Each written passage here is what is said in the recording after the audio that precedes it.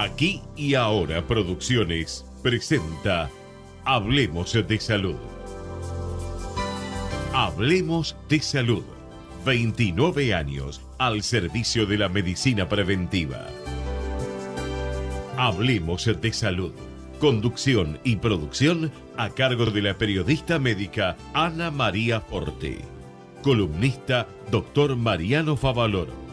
Locución y presentaciones Oscar Di Profio.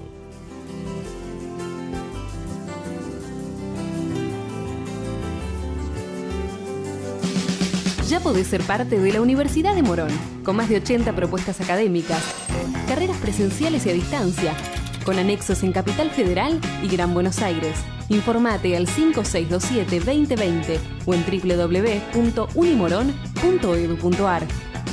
Universidad de Morón.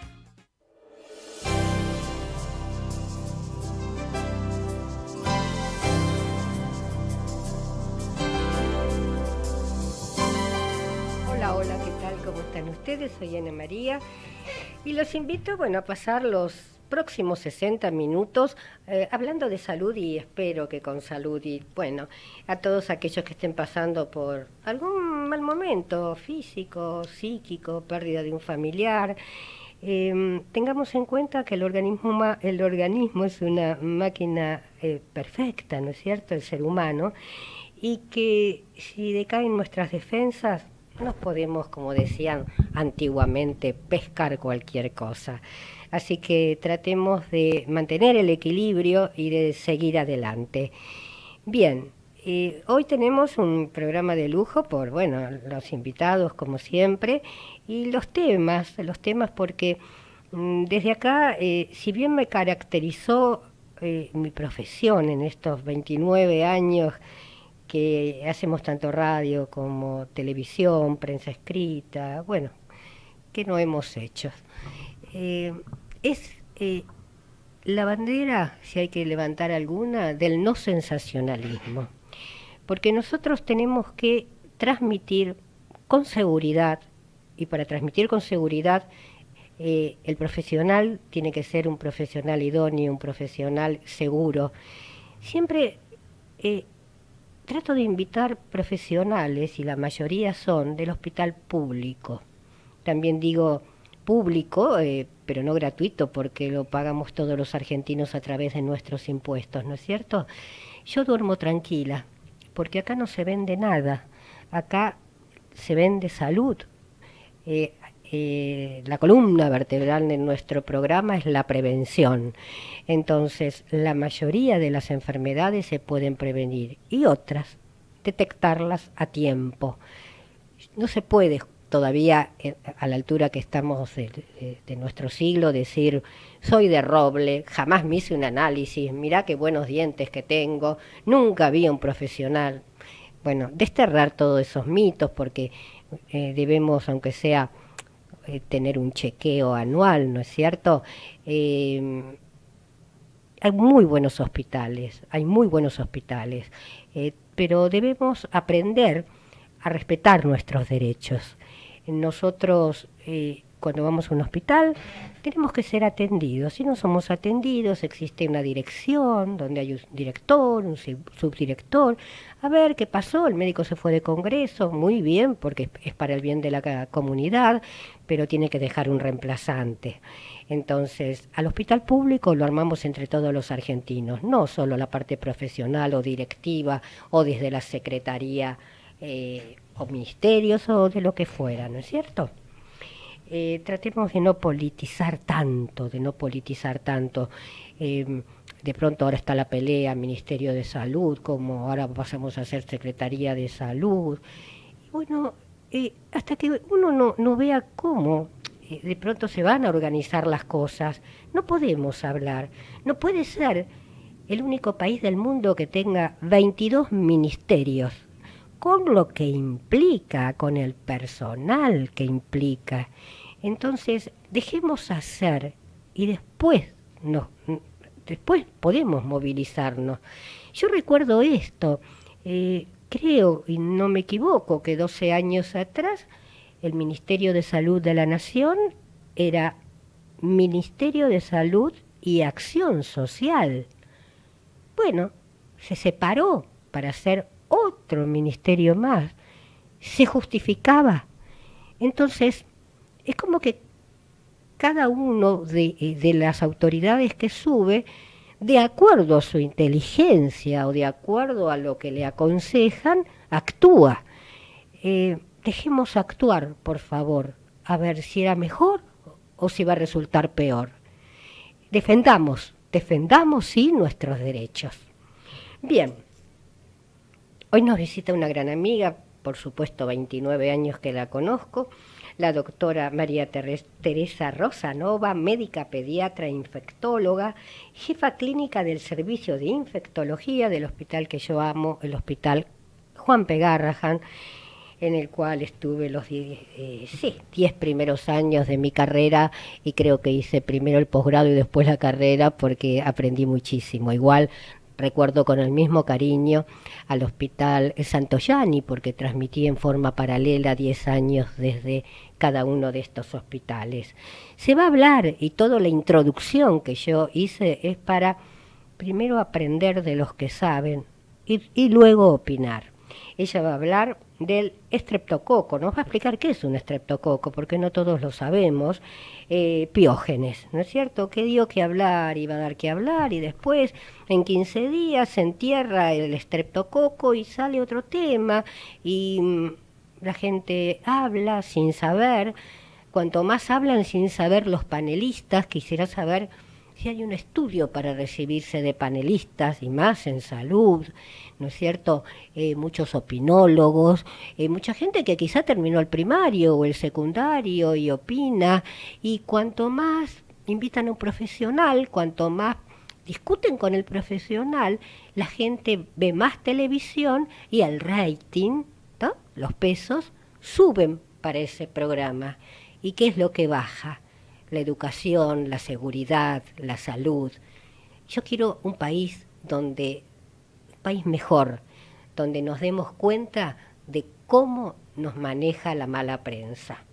Y también, como siempre, estamos con el doctor Mariano Favaloro, cirujano cardiovascular, palabra mayor, 18 años que me acompaña o que me aguanta, muchas veces digo, pero bueno, que hacemos una buena dupla radial y televisiva también. Va a hablar de disección de aorta. Y ya le doy los muy buenos días a la doctora Rosanova. Hola, buenos días, Ana María. Gracias por la invitación. Al contrario, y bueno, yo te he visto por algún canal por ahí, y yo digo, bueno, esto es lo que no quiero el día que María Teresa venga a hablar, porque vos tomás el tema como se debe, ¿no es cierto? Desde el ABC, ¿qué significa un estreptococo? ¿Debemos producir esta alarma? Mira, el estreptococo Piógenes es una bacteria que se conoce hace muchísimos años. Y es una bacteria que en general produce infecciones que no son graves, que son las anginas o faringitis estreptocóxicas. Estas anginas o faringitis estreptocóxicas, con el tratamiento con penicilina o amoxicilina, en general en 24 horas el chico que tenía fiebre muy alta, dolor de garganta, cuando uno le ve la garganta se ven exudados. También si uno le toca los ganglios, estos son grandes y dolorosos. Y a veces cuando uno ve también el paladar puede tener pequeños puntitos rojos que son petequias. Eso orienta a que puede tratarse de un estreptococo Piógenes. Pero el sello lo va a poner un test rápido que uno va a hacer con un exudado de fauces.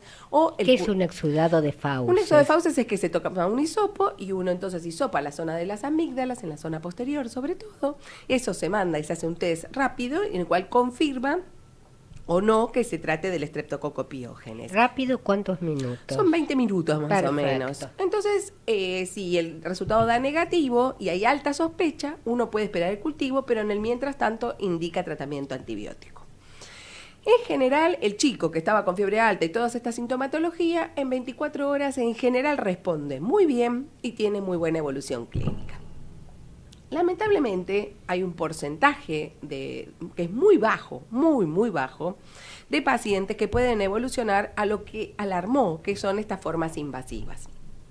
En realidad se dio una alerta para que los médicos estuviéramos bien atentos de que en el Hospital de Niños Elizalde se habían producido 5 casos y había producido algunos fallecimientos.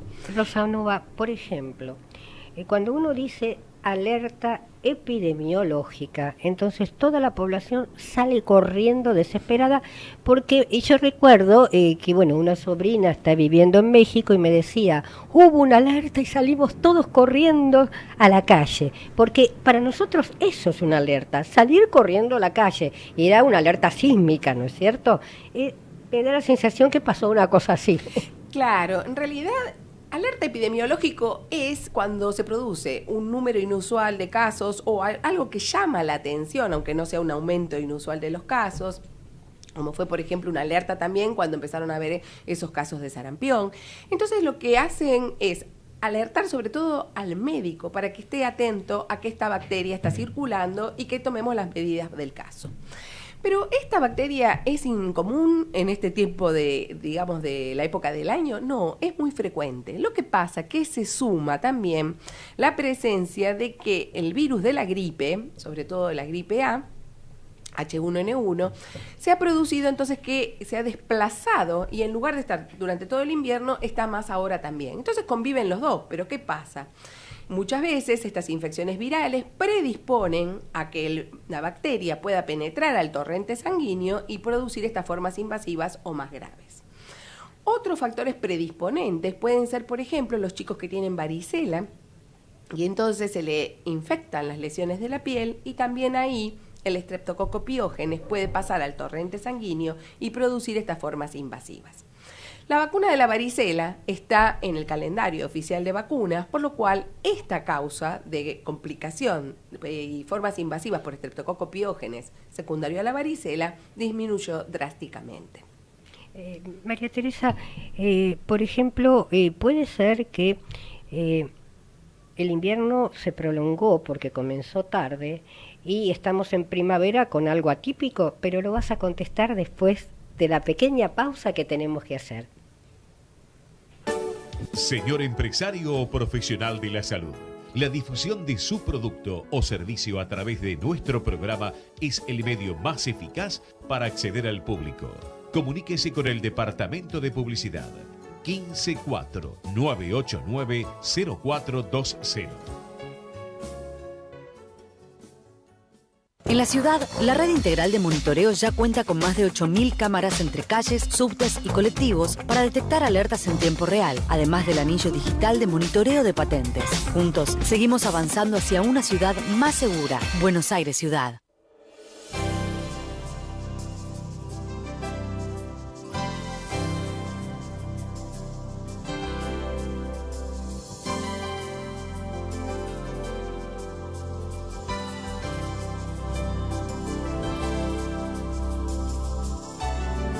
Y continuamos con la doctora María Teresa Rosa Nova, que es médica, pediatra, infectóloga, jefa de clínicas del Servicio de Infectología del Hospital de Pediatría Juan P. Garrahan. La última pregunta, Rosa Nova, era, puede de pronto, ¿no es cierto?, que el invierno se ha prolongado y los casos, digamos, están llegando más tarde, porque prácticamente en otros años ya estamos en una primaverita, ¿no?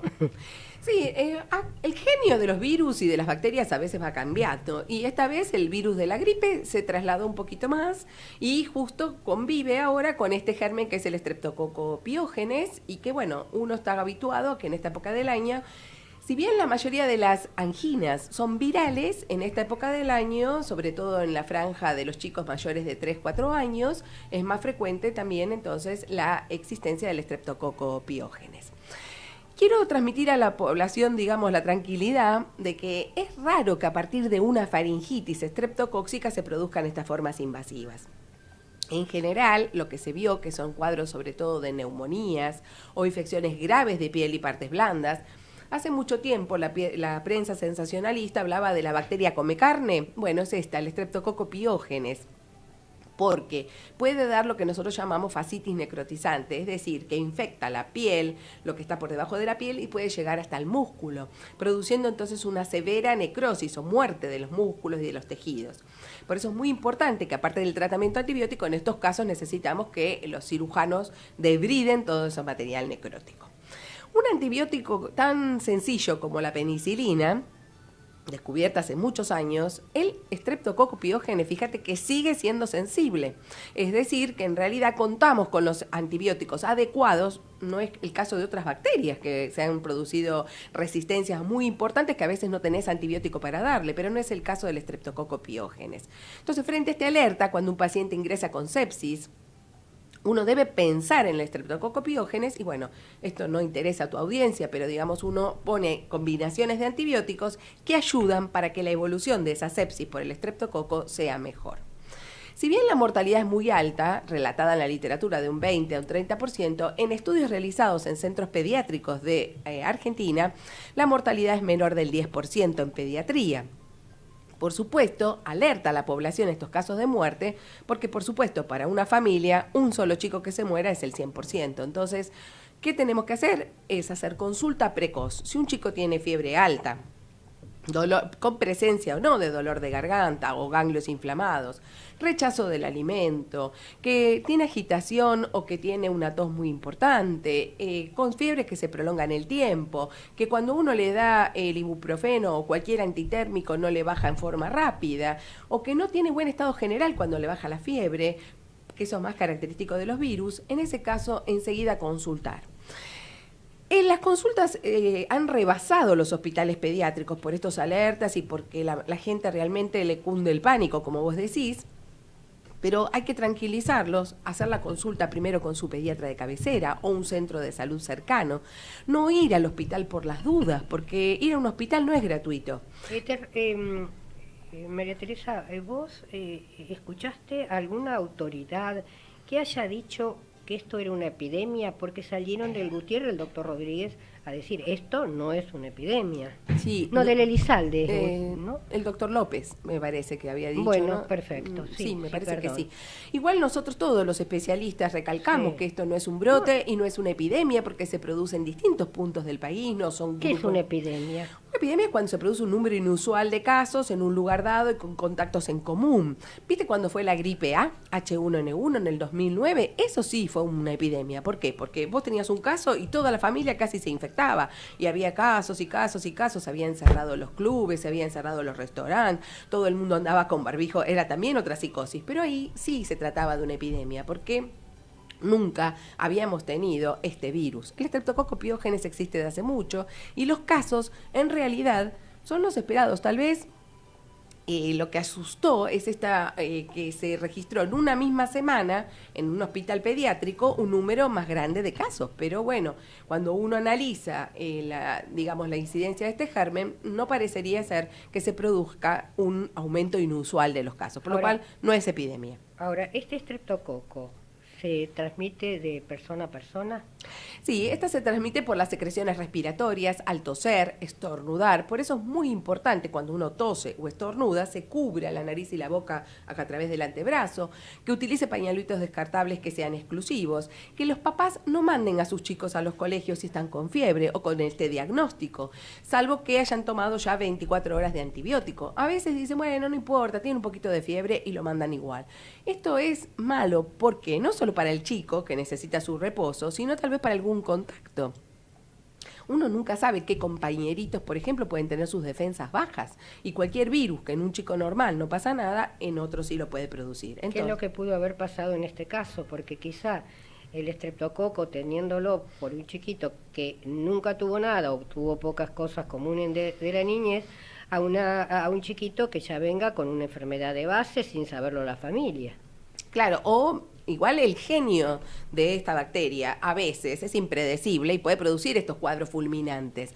Por eso también se cree, y viste que en el Instituto Malbrán se están mandando todas las cepas, como para estudiarlas, para ver si tienen mayor virulencia, porque hay antígenos, es decir, partes de la bacteria, que tal vez son mucho más agresivos que otros. Entonces se está estudiando esto para ver si cambió la agresividad de la bacteria o no. Es decir, que hay dos hipótesis, o que se asocia con el virus de la gripe o que tiene mayor virulencia. Pero no es una epidemia, no es un brote, tenemos antibióticos y todos los hospitales están alertas frente a la presencia de este germen. ¿Qué puedo hacer para evitar la transmisión? Bueno, esto que les dije, no concurrir, ni tampoco los adultos si están enfermos concurrir a sus trabajos. Y la otra cosa que es muy importante, algo tan sencillo como el lavado de manos con agua y jabón. Y si no, con alcohol gel. Si por ejemplo yo estoy en una sala de, digamos, donde hay chiquitos enfermos, soy maestra o médica y lo que sea, lavado de manos muy seguido y evitar de esa forma la transmisión de otros virus y otras bacterias. Esta bacteria, ya te digo, con 24 horas de antibiótico ya no contagia, entonces ya puede reintegrarse a sus actividades escolares habituales. Claro, yo la semana pasada estuve en el Hospital de Pediatría Juan P. Garrahan, fui al toilet y había una médica lavándose las manos y era para filmarla, ¿no? Porque es lo que hay que enseñar a la población. O sea, se lavaba las manos como comúnmente lo hacemos, con manos cerradas, pero después abría los dedos, los entrelazaba y se lavaba entre dedo y dedo, ¿no es cierto? Yo he leído en más de una oportunidad y me va a ayudar el doctor Mariano Favaloro, que en qué época fue que las parturientas morían en el parto, y precisamente era porque los médicos entre operación y operación no se lavaban las manos. Entonces descubrieron la importancia del lavado de manos. Entonces, enseñarle a los chiquitos que mojarse bajo el agua, eso no es lavarse las manitos. No, seguro. Y no solo esto del entrelazar, sino también acá en las uñas, así, y en los dedos gordos y la parte de las muñecas. Es decir, que hay toda una técnica y es muy importante porque el lavado de manos salva vidas, no solo por el caso del estreptococo, por todas las bacterias, los virus, etcétera. Podemos prevenir muchísimas infecciones a través de un simple lavado de manos. Uh-huh. Yo te voy a hacer la pregunta del millón porque lo que escucho en la calle lo tengo que transmitir. Por ejemplo, puede haber o puede estar saliendo o puede llegar a salir una vacuna para evitar el estreptococo. No, hay en estudio, pero la verdad que no. La incidencia es tan baja que en realidad no se justificaría al momento esto, contando con antibióticos que lo prevengan. Por supuesto, los estudios siguen, pero no hay vacuna para su prevención. Pero sí hay vacuna para la gripe. Y fíjate vos que lamentablemente los chicos menores que tienen que recibir la vacuna sí o sí, como son los menores de 2 años, que generalmente requieren 2 dosis de vacunas porque antes no fueron vacunados, la segunda dosis, menos del 50% la recibe. Y para eso tenemos vacuna.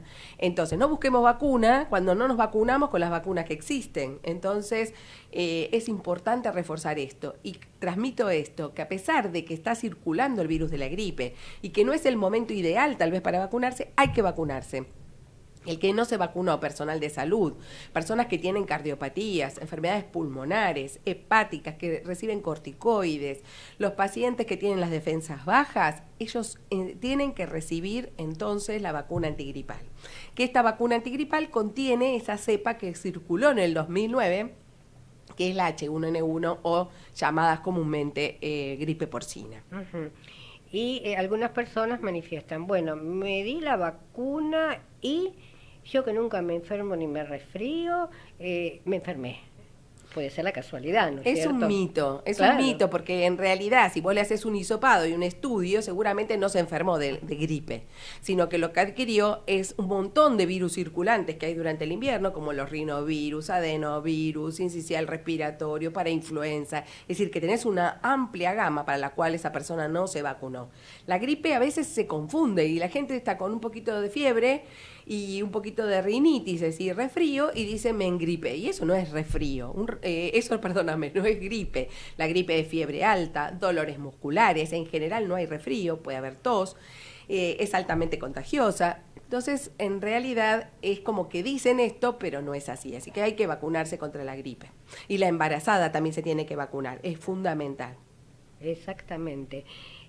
A mí me pone bastante molesta ya después de tantos años de profesión, y yo digo, como el tango 30 años no es nada, no, 30 años es mucho, porque yo estuve, no sé, digo, en la época de oro del Hospital Garrahan, ¿no?, donde era otro tratamiento total para todo, No estoy diciendo que ahora no es lo mismo, sino que éramos una gran familia y no existían grietas, se trabajaba bien.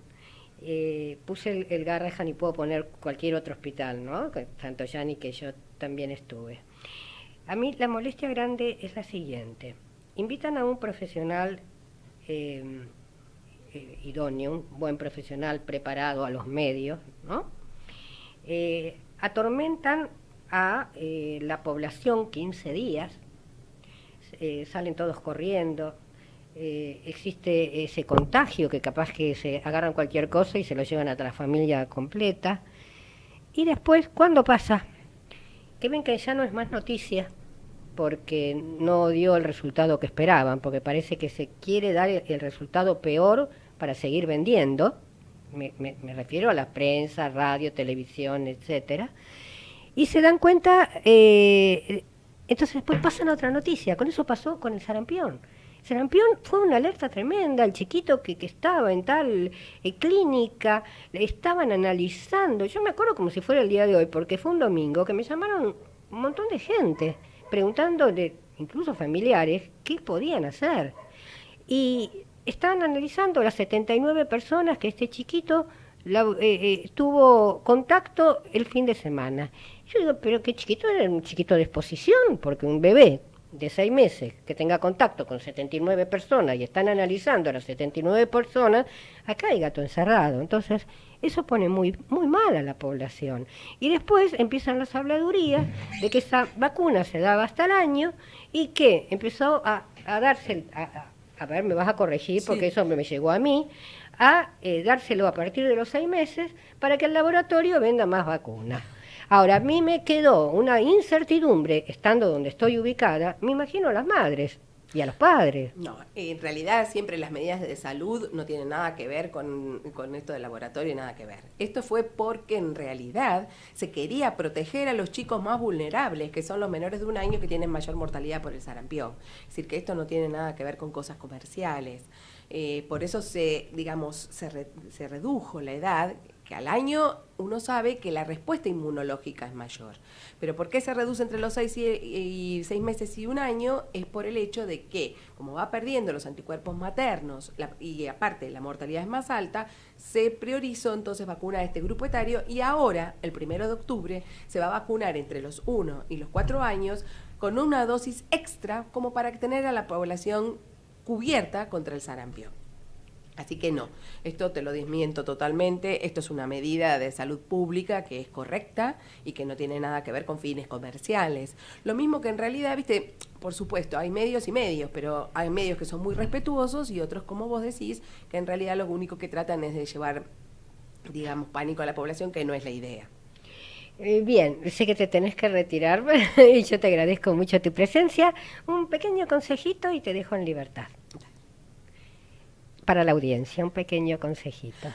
El pequeño consejito sería que frente a fiebre alta, digamos, si el paciente no le baja la temperatura con los medios habituales o se encuentra en mal estado general, con dificultad respiratoria, rechazo del alimento o cualquier cosa que a la mamá le perturbe, inmediatamente consultar. Pero no consultar por las dudas, no llenar los hospitales por las dudas o con preguntas que pueden tener con su pediatra de cabecera o con centros de salud de baja complejidad que puedan resolver este tema.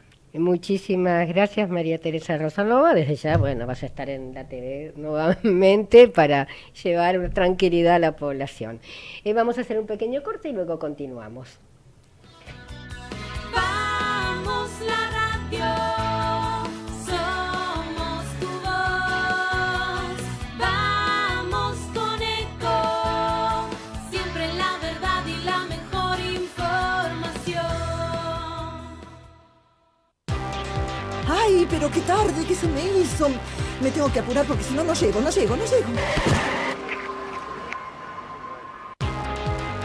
No, ¿pero seguro? ¿Qué problema? Bueno, vamos a encontrar una solución. Bancame ahí que en 2 minutos estoy con vos. Bueno, vos ahora te tenés que ir. Sí, pero yo quiero hablar de esto ahora. Cuando llegue a casa te llamo. 3 de cada 10 muertos en el tránsito son peatones. Cruzá siempre por la senda peatonal o esquina, respetando los semáforos. Allí, todos los vehículos deben darte prioridad. Luchemos por la vida. Descarga gratis de tu celular la aplicación Ecomedios. Podés escucharnos en vivo, informarte con las últimas noticias y entrevistas en audio y video. Búscala y bajate la aplicación Ecomedios. Podés vernos en vivo en ecomedios.com. Contenidos audiovisuales. Conectate con nosotros. Línea directa 4-325-1220. Si usted tiene alguna inquietud sobre su salud o la de su familia, Hablemos de Salud les responde vía mail. Tomen nota, hablemosdesalud@hotmail.com o a través de nuestra página www.hablemosdesalud.com.ar. Para que podamos comprar productos de calidad, a buen precio y sin intermediarios, los productores de la provincia están en el mercado en tu barrio. Busca el mercado más cercano a tu casa en gba.gov.ar/mercado en tu barrio y encontrá ofertas en alimentos y mucho más. Buenos Aires Provincia. Entre todos, podemos más. Ya podés ser parte de la Universidad de Morón, con más de 80 propuestas académicas, carreras presenciales y a distancia, con anexos en Capital Federal y Gran Buenos Aires. Informate al 5627-2020 o en www.unimorón.edu.ar. Universidad de Morón. Profesora Karina Uranga, cosmiatra, tratamientos faciales y corporales personalizados. Para contactarse 011 69 68 11 12 o vía mail karinauranga@hotmail.com. En la ciudad seguimos sumando cada vez más controles en las calles y ya secuestramos más de 10.000 motos ilegales en el último año. Juntos seguimos avanzando hacia una ciudad más segura. Buenos Aires Ciudad.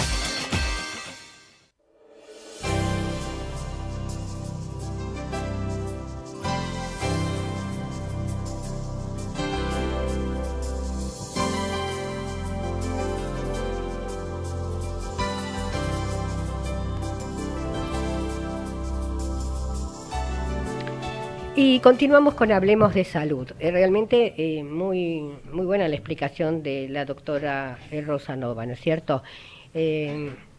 No basta de alarmas, porque ahora enterramos el sarampión, ahora enterramos el estreptococo y después, en primavera, no sé, que de pronto cuáles pueden ser las infectocontagiosas. Estemos preparados a que la prensa, no todos, pido disculpas, ¿no es cierto? Buscan vender. Ya que se busque vender en salud, creo que es lo último que nos puede pasar como país. Y no es en nuestro país que pasa en el resto del mundo también. Pasa en el resto del mundo también porque, si bien es muy importante estudiar las enfermedades, es muy importante poder hallar, ustedes saben que hace 1 año y medio que estoy con enfermedades poco frecuentes, o sea, con más asiduidad llamo a la gente, ya que yo poseo una, y fiebre mediterránea familiar. El hecho es el siguiente,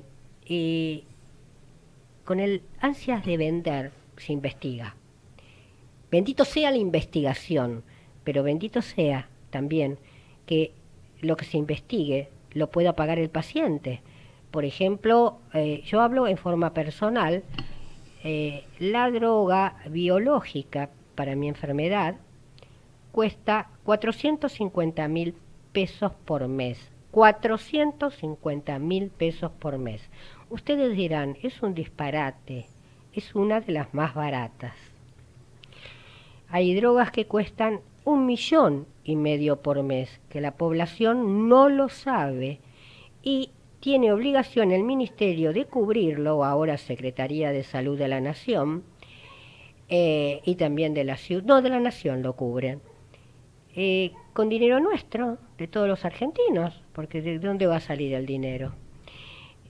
Por supuesto que la persona que tiene la enfermedad quiere, no se sabe, no sé si curarse o tener una mejor calidad de vida, y exige al profesional que le dé esa medicación, en el caso muy particular en el mío. Por suerte, yo respondí rápido a una medicación, un paliativo que cuesta lo que cuesta una caja de aspirinas, ¿no? Y ojalá que no suba, porque se utiliza muchísimo en la parte reumatológica esta medicación. Entonces, dicho esto, es como que lo que importa todo es el dinero. Si uno no tiene dinero no se puede curar, y un medicamento biológico no puede estar con ese precio. Si uno pregunta el por qué al laboratorio, el laboratorio contesta: porque la investigación que se hizo durante 10 años para hallar el medicamento hay que solventarlo. Acto seguido pregunté, porque esto se hizo una conferencia de prensa, ¿cuánto tiempo? Y no contestaron, porque es de por vida. No es que dentro de 10 años o 20 va a bajar, al contrario. Entonces, estamos viviendo en una etapa de la comercialización de las enfermedades. Y es muy, pero muy triste. Por suerte, se sigue haciendo. Antiguamente, cuando un médico lo mandaban a un congreso internacional, un laboratorio, era porque iba al congreso a escuchar las últimas noticias y traer las últimas novedades.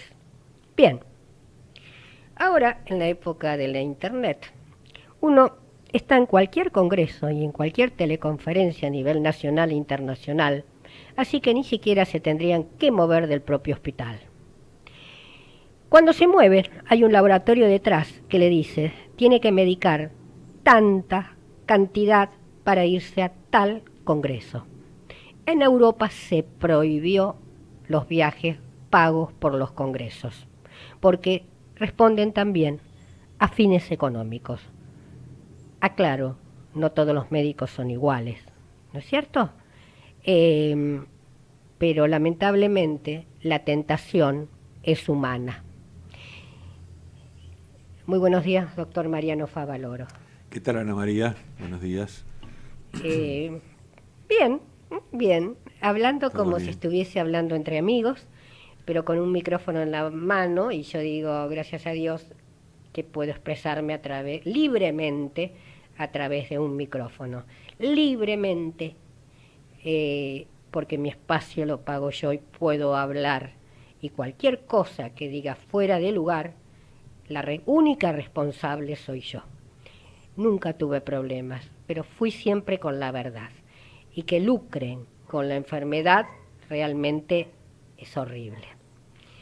El tema del día de hoy es disección de aorta. Explícanos qué es la aorta y qué es una disección. La aorta es el vaso principal que sale del corazón con toda la sangre arterial, que tiene que ir a nutrir con oxígeno y nutrientes justamente a todo el resto del organismo. Se inicia en el corazón y termina cuando se divide finalmente en las ramas que van a las piernas, al miembro inferior derecho e izquierdo. Tiene un recorrido importante, tiene un calibre muy importante y tiene también una pared muy especial, muy reforzada, con mucho músculo, mucha fibra elástica, etcétera, etcétera, y todo eso hace que tenga sus patologías, sus enfermedades propias de los grandes vasos, que se llama, y una de las enfermedades que nosotros en medicina se llama la catástrofe de la aorta es la disección de la aorta. ¿Qué quiere decir disección? Quiere decir que la aorta, que es un caño grande, de un calibre de unos 3 centímetros más o menos, y tiene varias capas en su pared, varias capas concéntricas con distintos tejidos, se separa justamente esas capas, primero se rompe la capa más interna que deja pasar la sangre justamente adentro de la pared de la Es como de la un aorta. árbol, pero al revés. El árbol cuando Es se un va caño. secando, a ver si yo puedo entender, es la aorta, es como bueno, cuando se va a producir la disección. Es como si tenemos un árbol viejo, que el árbol viejo va perdiendo la corteza, va perdiendo por afuera, pero esto la va perdiendo por adentro, al revés, se va disecando al revés. En realidad se diseca la pared porque es un caño. El árbol es un Es poste, un árbol. un poste, es sólido. Esto no es sólido, esto es un Claro, caño. pero tiene, a lo que yo me refiero, para que la gente se dé cuenta, y se está dando cuenta, ¿eh? Sí. No es que la quiero complicar yo. Yo, mientras vos hablabas, yo hacía dibujitos, como la corteza del árbol cuando se va cayendo, se diseca.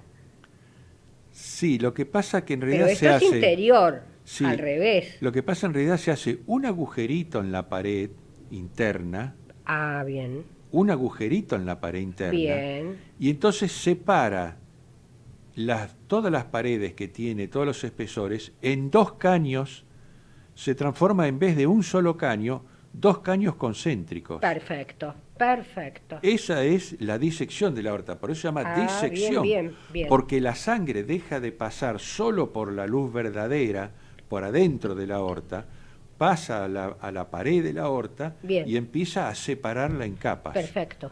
Y quedan dos caños concéntricos. Que no puede vivir el ser humano de esta manera. Lo que pasa que de esa manera se debilita mucho la pared de la aorta. Claro. Y al debilitarse la pared se dilata. Mm. Y además puede romperse justamente porque ahora la pared queda muy débil. La sangre va por dos lugares, pero hay un lugar que quedó muy débil. Vos sabés que yo creo que el año pasado yo te lo pregunté esto, porque tengo un pariente mío, está con este problema, donde le habían dado 2 meses de vida y ya lleva 1 mes y medio, 1 año y medio, perdón, perfectamente bien. ¿Es común esto? No, no es común, es raro. Lo que pasa que cuando se hace la disección, el factor común a más del 90% de los pacientes es la hipertensión. Ajá. O sea, el traumatismo hidráulico que tienen los pacientes hipertensos, que además se acompañan de una aorta enferma, llena de placas de arteriosclerosis. Entonces, todo eso son factores facilitadores para que la aorta se diseque. Y por eso se llama la catástrofe de la aorta. Y entonces tenemos dos localizaciones donde se inicia o donde aparece la disección que son fundamentales y determinantes para el pronóstico. Una localización es cuando la aorta se rompe entre el corazón y la aorta que va por detrás del tórax, que se llama la aorta torácica. O sea, el primer tramo de la aorta, cuando se rompe ahí, es el más peligroso, y eso tiene una mortalidad del 1% por hora en las primeras 24 horas. Por eso hay que hacer el diagnóstico rápido y el tratamiento inmediato. Ahora esto viene en las Es una personas emergencia quirúrgica Perfecto. en ese caso. Por ejemplo, ¿esto ocurre solo en personas mayores? En general en personas mayores o en personas que tienen una enfermedad que, por ejemplo, como el Marfan, donde la pared de la aorta está enferma congénitamente porque están alteradas la fabricación de las capas elásticas y eso, y entonces se facilita ahí la ruptura de la aorta. Esas son enfermedades congénitas que facilitan la aparición justamente de la disección aórtica. Quiere decir que también intervienen no solo la edad, sino las enfermedades congénitas, En algunos y casos. ahí vamos a hacer un pequeño paréntesis y luego continuamos con el tema. ¿Cómo no? El objetivo de Hablemos de Salud es brindarles a través de una calificada información los conocimientos necesarios para la prevención de enfermedades mediante la promoción de la salud. Peina la señora Ana María, Peluquería Pino. Agradecemos a Oscar de Busquiazo 3043, Palermo. www.pino.com.ar. Soy Ana María, paciente de fiebre mediterránea familiar, enfermedad genética. Se transmite de generación en generación. Y es una enfermedad autoinflamatoria, quiere decir que el organismo no controla la inflamación. Entonces se van, digamos, resintiendo diferentes órganos del cuerpo y vamos teniendo dolores. Y no todos los pacientes tenemos los mismos dolores. De ahí que es una enfermedad poco frecuente y de difícil diagnóstico. De pronto, difícil es el diagnóstico porque está subdiagnosticada. Entonces queremos visibilizar esta enfermedad, fiebre mediterránea familiar. Por favor, divúlguenlo. Y ahora el doctor Antonio Catalán Pelet va a dar algunos síntomas.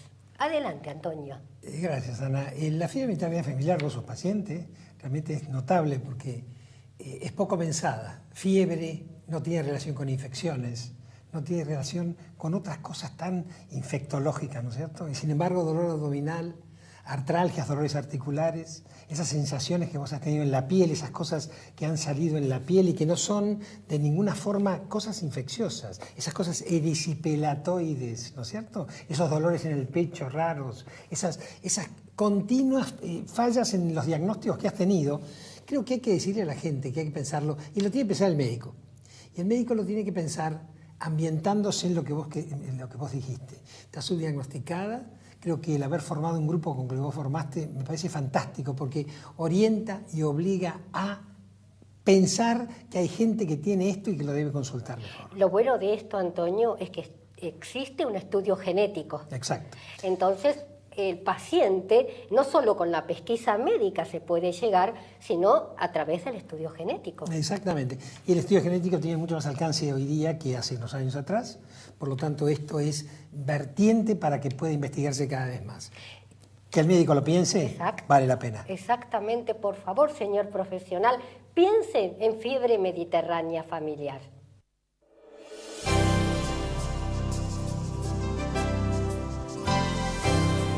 Y continuamos con el doctor Favaloro, está hablando acerca de la disección de aorta y ahora nos va a contar, por ejemplo, cuáles son los síntomas de alerta para la persona o los familiares, ¿no? Claro. Bueno, es importante la sospecha de la disección de aorta por parte de la familia. ¿Cómo se sospecha? En general el dolor empieza en el pecho y es un dolor muy importante, angustiante, bastante intenso, muchas veces muy intenso, y lo más importante es que es migratriz. Migratriz, ¿qué quiere decir? Va desapareciendo del pecho y aparece en la espalda, entre el espacio entre las dos escápulas, un dolor en el medio de la espalda. Eso quiere decir que eso está dado por la progresión de la disección, o sea, la separación de la aorta en capas, la sangre va abriendo la pared de la aorta, separando, y aparece el dolor ese que es migratriz así porque sigue para abajo, digamos.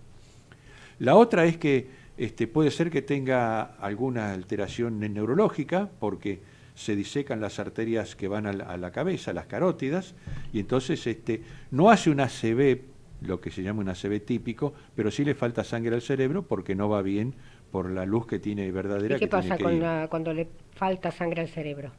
Y hay que hacer el diagnóstico rápidamente, tiene que ir corriendo la familia, porque si es una disección de aorta y no es... ¿Pero qué síntoma tiene la familia para decir eso? Empieza a hablar mal, o le tiene debilidad en una mano, o no puede mover una pierna, etcétera, etcétera. Puede ser por la disección de aorta. Puede ser una ACV, pero si tiene una disección de aorta puede tener eso también. Que es una ACV también, pero no... Es una ACV más reversible porque uno le arregla la disección de la aorta y eso revierte totalmente. Ahora la localización es muy importante. Entonces, primero sospecharlo. Segundo, hacer la consulta. En la consulta lo que se va a encontrar muchas veces es que tiene pulsos diferentes de un miembro superior a otro, o inclusive los miembros inferiores. O sea, pulso diferente entre la mano derecha y la izquierda. Claro. Muñeca. En las muñecas, porque la disección hace que no vaya bien sangre a un miembro y sí bien sangre al otro. Eso es típico de la disección aórtica, típico. Y después que va y viene eso también, aparece y desaparece, eso es muy importante. Entonces la consulta hoy día se habla de muchos recursos diagnósticos. La mejor es la tomografía computada. Una tomografía computada simple, sin contraste, sin nada, se ve si está disecada la aorta, se ve perfectamente la disección de aorta y en qué nivel está, si está en la aorta que nosotros llamamos ascendente, la que sale del corazón, o en la descendente solo, o la torácica. Por eso ningún médico puede diagnosticar, va a durar 1 mes y medio, 2 meses, 3 meses, porque eso no se puede dar. No, lo ¿cierto? que pasa es otra cosa, Ana María. A ver. Como yo dije, si es un tipo que se llama A, o sea que toma la aorta ascendente, la que sale del corazón, ese tramo de 10 centímetros, eso es una emergencia quirúrgica, hay que operarlo de inmediato y solucionarle esa Claro, eso lo sabe el médico. Por eso hay que hacer la consulta rápida, claro, ante la menor sospecha. Y si es lo que llama un tipo B, que es la aorta torácica sola, esa, de acuerdo a los síntomas, se puede esperar, y hoy día, en vez de hacer una cirugía, se hace un tratamiento endovascular, o sea, pinchando la arteria en la ingle, y se coloca una endoprótesis y se soluciona eso de una forma mucho más sencilla y segura y con menos morbimortalidad, porque la cirugía para abordar la aorta torácica es una cirugía muy cruenta, donde hay que abrir todo el tórax, y entonces empaña mucho los resultados. Y la endoprótesis, teniendo en cuenta también la edad del paciente. Y la edad del paciente es fundamental, porque, a ver, voy a decirlo de una manera muy, muy bruta, pero es así: partir al medio al paciente que tiene 80 años, 90 años y que tiene mal estado general, no va a salir de la cirugía, no va a soportar esa cirugía. Por eso digo que el tratamiento endovascular, colocando una endoprótesis por adentro con un catéter, eso le soluciona el problema y le hace mejorar la morbimortalidad, sin ninguna duda. ¿Se puede prevenir? Ahora, estos casos pueden pasar a la cronicidad.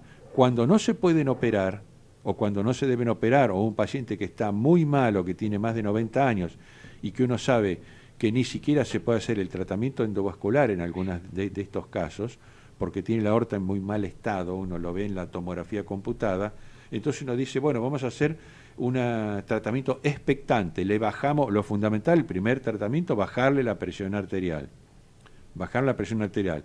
Entonces, el tratamiento expectante puede hacer que o se estabilice toda la circulación, yendo un poco por la parte buena y un poco por la parte mala, digamos, por la falsa luz, o se cura espontáneamente de alguna manera, la aorta queda debilitada, pero el paciente sobrevive y no tiene más ningún problema. Y eso es lo que puede haber pasado con el paciente que vos me mencionabas.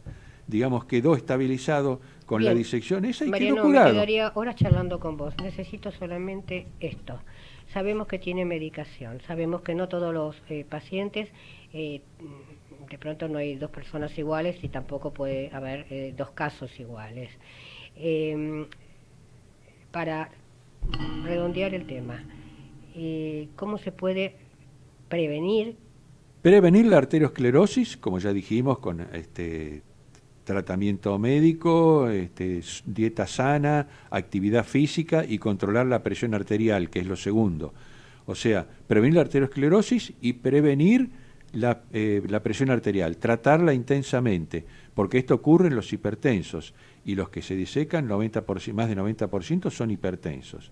Si bien es poca la incidencia, son pocos los casos que ocurren, es un caso muy serio. Bien. Entonces, tratar la hipertensión arterial.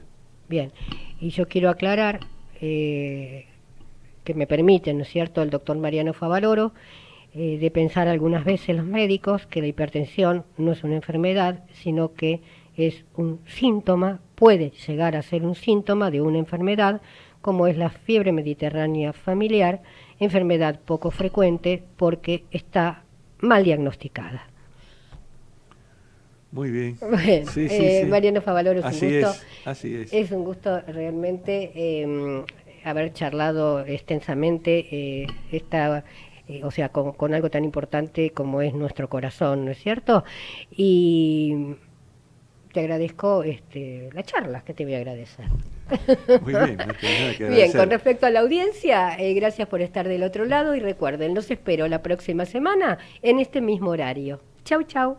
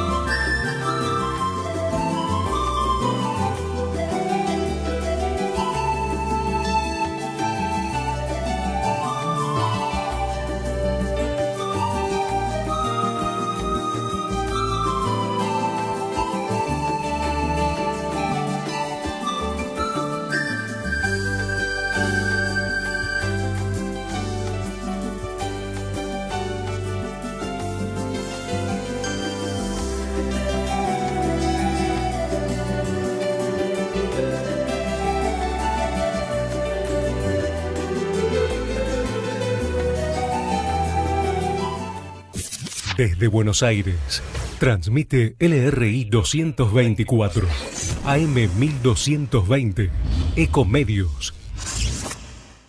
Podés vernos en vivo.